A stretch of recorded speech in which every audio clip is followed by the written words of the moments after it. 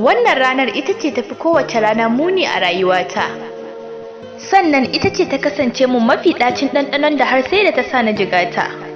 Na bar makaranta sannan na zaɓi rayuwar kaɗaici akan na sake tozali da abin da zai kaɗa min jini na da hanta. Ina a cikin wannan yanayin ne ƙawata take sanar min da yau ake ɗaura wa Malam Ali aure da wata.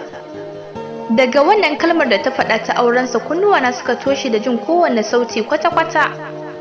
Fuskata kan ba abin da take sai zub da hawaye tare da kukan da na sanin soyayyata. So ne yayi sanadiyar fitar hayyaci na yau lafiya gobe kam kaga ana ta tarairayata. Kuka ne ya kasance mun abin karyawa ta sannan kuma da shi nake kwanciya ta. Wata rana ƙawata Bili ta ɗaga waya ta kira shi kawai ta miƙo min domin a yi ta ƙare ko na sassauta. Shekar kuka ya hana ni masa maganar da za ku ji ta a gobe wadda ta yi silar ɗaukar dangana ta.